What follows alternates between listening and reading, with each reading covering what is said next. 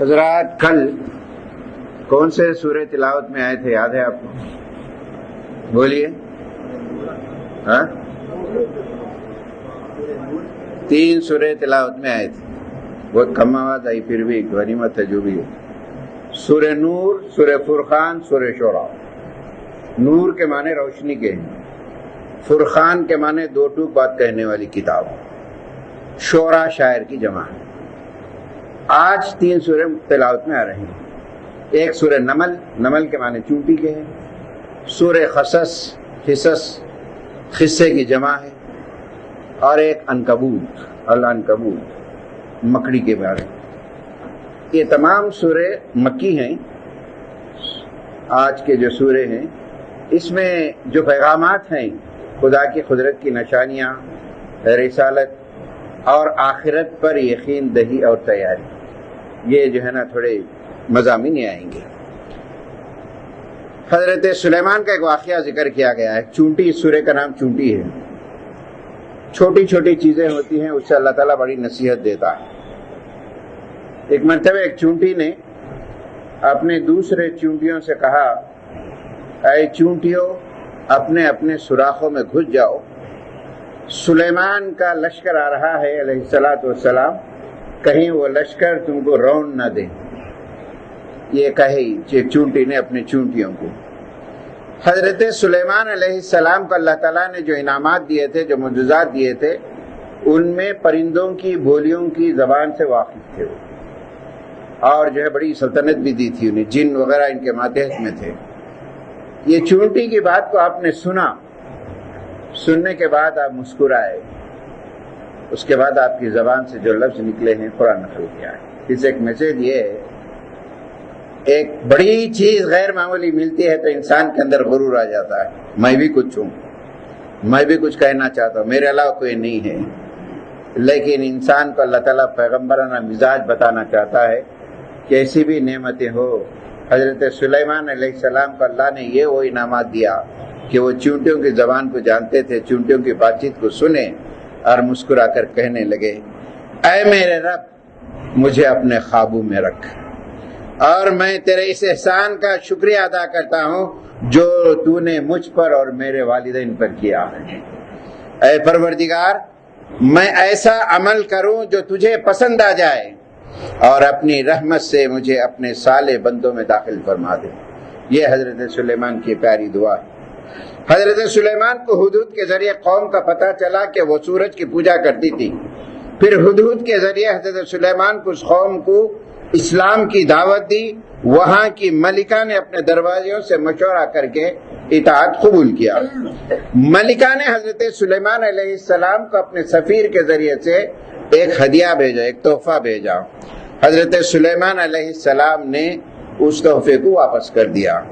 پھر حضرت سلیمان نے اپنے درباریوں سے کہا، کون ہے تم میں اس کے تخت کو میرے سامنے حاضر کرے. ایک جن تھا، اس نے پلک جھپکتے ہی وہ تخت آپ کے سامنے حاضر کر دیا. حضرت سلیمان نے اس ملکہ سے پوچھا، یہ جو تخت ہے تیرا ہی ہے کیا؟ اس نے کہا، یہی میرا تخت ہے، اور وہ مسلمان ہو گئی. یہ معجزات دیکھ کر قوم عاد، قوم سمود، ان تمام کا ذکر کر کے اللہ تعالیٰ بتانا چاہتا ہے کہ دیکھو قدرت کی نشانیاں کیا ہوتی. غور کرنے کے بعد، حالات کو دیکھنے کے بعد ایمان لا لیے لوگ، اللہ کا یقین کر لیے ہم. کیا تم بھی ان حالات کو دیکھ کر اللہ کی قدرت کے یقین کرتے ہو، اللہ کی طرف آ جاتے ہو، اور یقین کرتے ہو قیامت کے دن ہم اللہ کے سامنے جائیں گے؟ اللہ تعالیٰ سے دعا ہے ان واقعات سے ہمارے ایمان میں اضافہ فرمائے.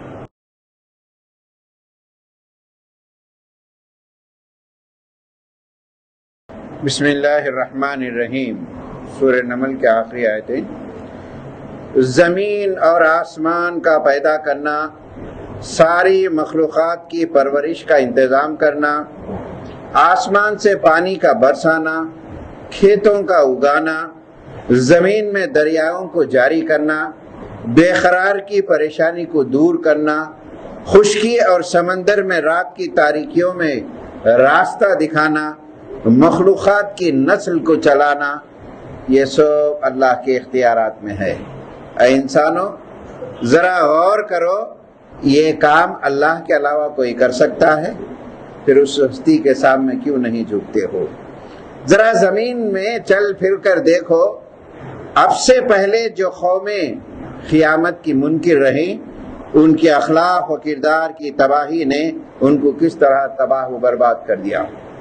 قرآن ایک کانسیپٹ دیتا ہے مختلف جگہوں پہ، آخرت کا تصور، اس کی تیاری اگر ہم میں نہیں ہے، یہ چیز نہیں ہے تو بہت سارے برائیوں میں چلے جاتے ہیں، یہ اگر ہے تو بہت سارے اچھے اخلاق پیدا ہوتے ہیں۔ اگر اس گھڑی کے آنے میں تھوڑی دیر ہو رہی ہے، یہ اللہ کی طرف سے سنبھلنے کی مہلت دی جا رہی ہے، اور اس سے فائدہ اٹھاؤ۔ تمہارے ہر عمل کا ریکارڈ اللہ کے پاس محفوظ ہو رہا ہے۔ جب قیامت کے دن اعمال نامے کھولے جائیں گے، ساری حقیقتیں ہمارے سامنے آ جائیں گی، اور اس دن کی تیاری کرو جس دن اللہ کے سامنے ہم سب کو حاضر و ناظر ہو کے زندگی گزارنا ہے۔ اللہ تعالیٰ سے دعا کریں، اے اللہ تعالیٰ یقیناً ہم تیرے پاس آئیں گے تو ہمارا حساب آسان سے آسان لینا۔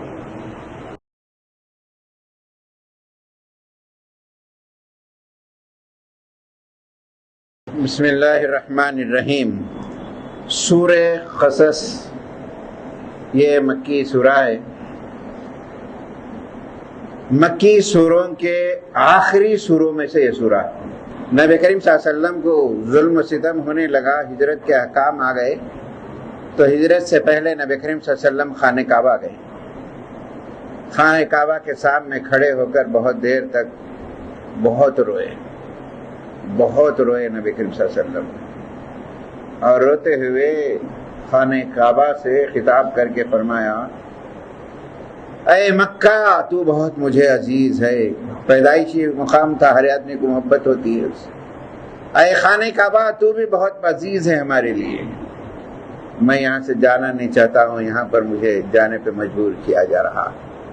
اس بھرے ہوئے دل سے آپ ہجرت کرتے ہیں، خانہ کعبہ سے خطاب کر کے وہاں سے جاتے ہیں، چند میل کے دور پر رابغ ایک مقام ہے، وہاں جاتے ہیں، وہاں یہ پوری سورت اترتی ہے۔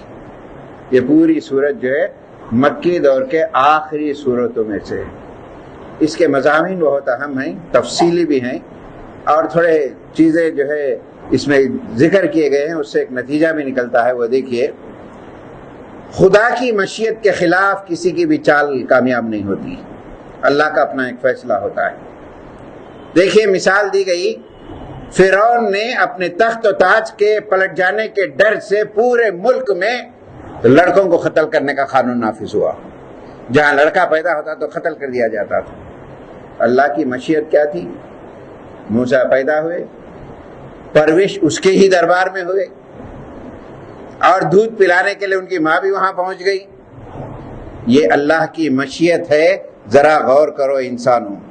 پھر حضرت موسیٰ جوان ہوئے، ان کے ذریعے ایک آدمی کا قتل ہوا، پھر آپ کو قتل کرنے کے منصوبے پارلیمنٹ کے اندر مصر کے فرعون کے دربار میں بننے لگے۔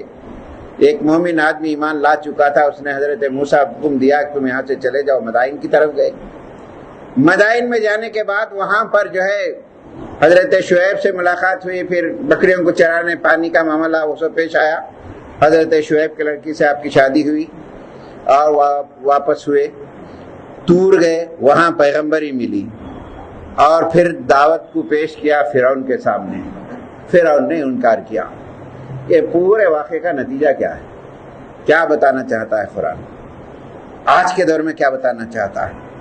یہاں کہا گیا کہ نبی کریم صلی اللہ علیہ وسلم سے خطاب کر کے، محمد صلی اللہ علیہ وسلم یہ جو واقعات پیش آئے ہیں تم نہیں تھے، ہم آپ کو بتا رہے ہیں، یہ وحی کے ذریعے آپ کو بتا رہے ہیں واقعات۔ کیوں؟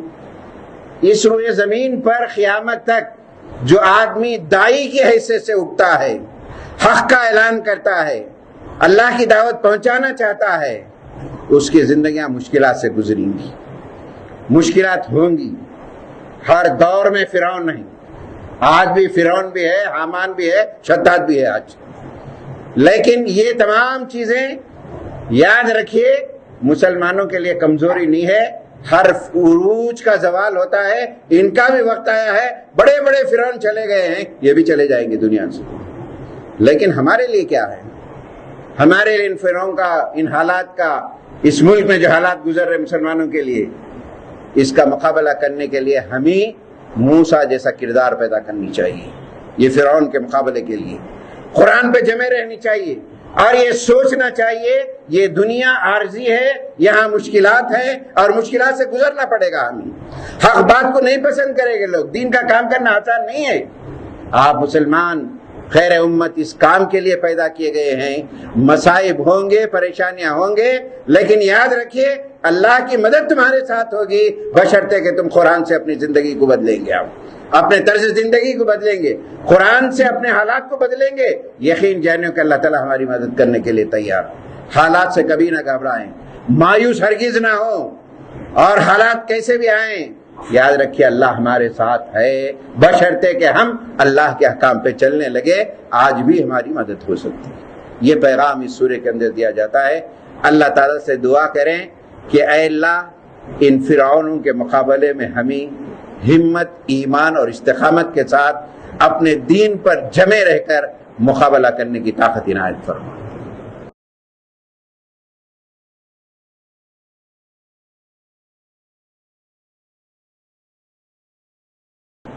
بسم اللہ الرحمن الرحیم۔ اللہ تعالیٰ ان کو دوہرا اجر دے گا۔ وہ اہل کتاب جو اپنے انبیاء کے وقت پر ایمان لائے اور آسمانی کتابوں پر ایمان لائے، آخری نبی پر بھی ایمان لائے، وہ لوگ جو اسلام کے احکام پر ڈٹ کر رہتے ہیں، اللہ تعالیٰ ان کا ڈبل ثواب دے گا۔ یاد رکھو، برائی کا جواب برائی سے نہ دو، برائی کا جواب بھلائی سے دو۔ آج دنیا، خاص کر ملک، نفرت کی فضا پھیلا رہا ہے، اور نفرت کی فضا پھیلانے دو، لیکن ہمارا مزاج پیار و محبت کا ہونی چاہیے۔ وہ کانٹے بچھا رہے ہیں، ہم پھول بچھانے کا کام کرنا چاہیے۔ نفرتیں کبھی کام نہیں ہوتی ہیں، اور یہ اسلام کا پیغام ہے۔ یہ اللہ کی راہ میں خرچ کرو، اپنے آپ کو برائیوں سے کنارہ کش رہو، جاہلوں سے بحث و مباحثے مت کرو۔ اب یہاں ایک بڑی پیاری آیت ہے، دیکھو، جو لوگ اپنی خوشحالی کے چلے جانے کے خوف سے باطل پہ جمے رہتے ہیں، بھائی میں ذرا کرنا پڑتا ہے، نہیں تو ہمارا اسٹیٹ چلے جائے گا، ہمارا مقام چلے جائے گا، کمپرومائز کر لے کے جو چاہے کر لیتے ہیں باطل طاقت ان کے سامنے۔ اور قرآن نے ان کی کہا ہے ان کو خیر بات کہو، ایسی پہلی کتنی قومیں تھی، اسی وجہ سے اللہ کے عذاب کے شکار ہوئے۔ کتنا دین ملا ہے، اس دین کی قدر کرو تم۔ اور خدا کے عذاب جب آیا تو کسی چیز نے ان کو عذاب سے نہیں بچایا۔ اے دو لوگو، یہ دنیا ایک ساز و سامان، کھیل تماشا ہے۔ ذرا غور کرو، اگر اللہ تعالیٰ ہمیشہ رات ہی رات تاریک کر دے تو کیا یہ مصیبت جائے گی؟ ہمیشہ دن ہی دن رہ جائے تو کیا یہ مصیبت کوئی دور کر سکتا ہے؟ اے نادانو، جب یہ کوئی نہیں کر سکتا، ایک عارضی دنیا کے خاطر آخرت کی دنیا کو بھول جا رہے ہو۔ پھر یہاں ایک اور مثال دیتا ہے موسیٰ کی قوم کا، ایک فرعون کا دیا، یہاں اور ایک مثال دیتا ہے ہارون کا۔ ہم میں اکثر ہوتا ہے کہ کوئی آدمی ترقی کر لیتا، گھر بنا لیتا، جائیدادہ بنا لیتا، بہت کر لیتا، اللہ جو دیا ہے وہ سیر نہیں ہو کے بھئی ہماری کیا زندگی ہے، ہونا تو ایسی ہونی چاہیے، ان کے جیسے ہونی چاہیے، ویسا ہونا چاہیے۔ نوجوانوں میں بھی ہوتا ہے کہ بھئی ذرا پڑھ لیے لکھیے، ہم کریں تو بہت بڑا کام کریں گے، کریں تو کام وائٹ ہاؤس میں جا کے کریں گے، یہاں چھوٹے چھوٹے نوکریاں نہیں کریں گے، ایسی زندگی گزرتی جائیں گی، کام نہیں کریں گے، بڑے بڑے خیالات، بڑے بڑے جو ہونا تو ایسی زندگی۔ قرآن نے بڑی پیاری مثال دی ہے، تو پیغمبروں کے سمجھا، دیکھو اللہ نے جو دیا ہے اسے سیر ہو جاؤ۔ قارون کی مثال دیتا ہے کہ قارون کو اللہ نے ایسی دولت دی تھی، اس کی جیسی دولت کسی اور کو نہیں دی۔ اس کے خزانے کی کنجیاں 40 اونٹوں پہ جاتی تھی، جب وہ نکلتا تھا تو ایک شان سے نکلتا تھا، لوگ دیکھتے تھے، حسرت کرتے تھے، کیا زندگیاں ہیں ہماری، اگر ہماری زندگی ہونا تو قارون جیسی ہونا، دولت بھی ہے، شان بھی ہے، شوکت بھی ہے، سب ایسی ہونا ہے۔ اب جب اس کو سمجھایا گیا کہ اللہ کی نعمت ہے، قارون نے کہا میں اللہ کے لا نہیں مانتا ہوں، یہ میرے عقل سے میں نے کمایا ہے، آخرت گرت کا میں نہیں مانتا ہوں، انکار کیا۔ اللہ کا عذاب آیا، زمین میں دھسنے لگا خدا کے عذاب سے۔ جو لوگ کہتے تھے قارون جیسا وہ دعا کرنے لگے، اللہ تیرا شکر ہے ہم کو قارون جیسا نہیں بنایا، تو جس حال میں رکھا بہت اچھا رکھا۔ بڑی ایگزامپل ہماری زندگی کے لیے آج ہم اونچ نیچ میں کہاں سے کہاں چلے جاتے ہیں۔ ایک حدیث میں حضرت ابو ہریرہ کو نبی کریم صلی اللہ علیہ وسلم نے نصیحت کی، سب سے بڑا عابد پرہیزگار کون ہے؟ نبی کریم صلی اللہ علیہ وسلم نے فرمایا، اللہ نے تمہاری قسمت میں جو فیصلہ کیا ہے اس سے خوش ہو کے زندگی گزارو، خدا کے نزدیک سب سے زیادہ پرہیزگار، جو کچھ دیا ہے اللہ پہ سیر ہو جاؤ۔ یہ آیتیں یہ پیغام دیتے ہیں۔ اللہ تعالیٰ سے دعا ہے اس سورے کے پس بز میں ہماری زندگیوں کی اصلاح ہو جائے، ہماری سوچ بدل جائے، ہماری سوچ آخرت کی ہو جائے، ہماری تمنا اسلام کی حالت میں مرنے کی ہو جائے۔ آمین وآخر الحمدللہ۔ بسم اللہ الرحمن الرحیم۔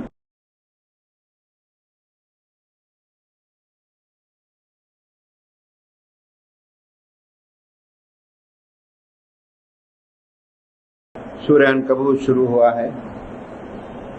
الحمدللہ اللہ کا فضل ہے، دیکھتے دیکھتے 20 پارے تلاوت کے مکمل ہو چکے ہیں۔ رمضان کیسے حج تک اس رہا ہے، لیکن سورہ قصص میں کچھ واقعات جو آئے ہیں اس پہ تھوڑی ہم گہری نظر ڈالنا چاہیے اور غور کرنا چاہیے، اور ہمیں بہت ضروری ہے، خاص کر اصلاح ضروری ہے۔ میرے دوستو، میری ماں بہنوں، ایک ہمارے بچوں میں خاص کر لڑکیوں میں ایک قسم کی اچھائی سمجھی یا تباہی آئی۔ کیسے آئی؟ لاک ڈاؤن کے پیریڈ میں ہر بچے کو ہم نے اسمارٹ فون دینے پہ مجبور کر دیا۔ لاک ڈاؤن کے پیریڈ میں چھوٹے سے چھوٹا بچہ اسمارٹ فون، اور اس فون کے ذریعے سے کیا نقصانات ہو رہے ہیں آج بتا نہیں سک رہے ہم۔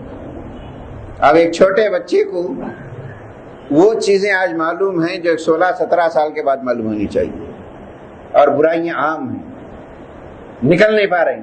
میں نہیں کہتا، اس کے بعد بڑے بڑے آرٹیکل ڈاکٹروں نے لکھے ہیں۔ لاک ڈاؤن کے پیریڈ میں فون کے ذریعے سے بچوں کے سائیکالوجی، نفسیات پر کیا اثر ہوئے، ان کی دماغ پر کیا اثر ہوئے، ان کی آنکھوں پہ کیا اثرات ہوئے، آج اس سے نکل نہیں پا رہے ہیں۔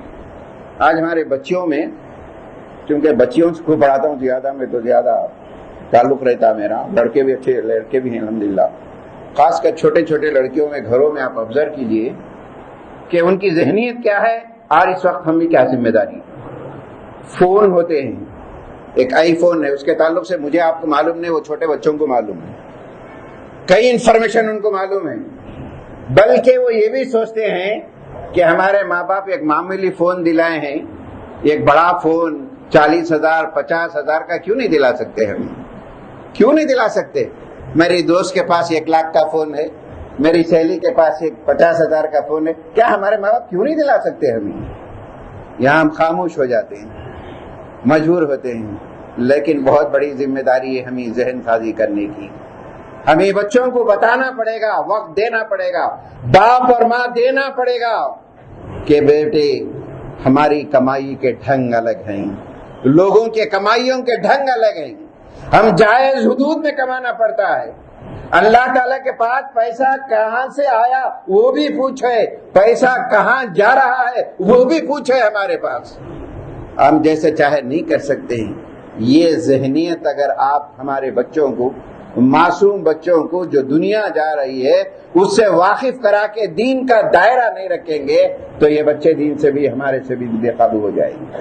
یہ بڑی ذمہ داری ہے ہماری، ان کو وقتاً فوقتاً سمجھانا پڑے گا، کھانے کے ڈائننگ ٹیبل پہ بیٹھ کر سمجھائیے۔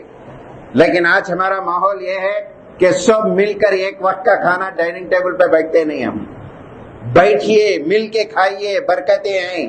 آج ساری برکتیں باہر جا رہی ہیں، مل جل کے نہیں کھاتے ہیں۔ آداب سکھائیے، اگر یہ نہیں ہے، یہ بچے بڑے ہو کے برائیوں میں جائیں گے تو اس کا قصور کون ہوگا؟ یہی بچے قیامت کے دن ماں باپ کا دامن پکڑ کے کہیں گے انہوں نے کمانے میں لگے تھے، مصروفیات تھی ان کی، لیکن ہمیں یہ بنیادوں سے واقف نہیں کرائے۔ یہ سوال یا نشان ہمارے لیے، یہ قرآن بتاتا ہے۔ دیکھیں سادی زندگی کیا ہوتی ہے، حلال طریقے کی کیا ہوتی ہے، حرام کے کیا نقصانات ہوتے ہیں، ہماری زندگی پہ اس کے کیا اثرات پڑتے ہیں۔ یہ تمام چیزیں وقتاً فوقتاً آج اپنے وقت پر نکال کر سمجھانا پڑے گا۔ تب چل کر ہم کامیاب ہوں گے۔ اللہ تعالیٰ سے میری دعا ہے، اے اللہ جو بھی سورتیں ہم نے پڑھی ہیں، جو بھی مضامین ہمیں پڑھے ہیں، اس پہ غور و فکر کرنے کی توفیق نصیب فرما۔ ہمارے بچوں کو، ہمارے نسلوں کو، ہمارے گھروں کو، ہمارے خاندان کو تو دین کی طرف پھیر دے، کیونکہ دلوں کا پھیرنے والا تو ہی ہے۔ ہمارے دلوں کو تیری اطاعت کی طرف پھیر دے، ہمیں ایسی توفیق نصیب فرما جو تیری رضا کے مطابق ہماری زندگی گزاریں۔ آمین واخر دعوانا۔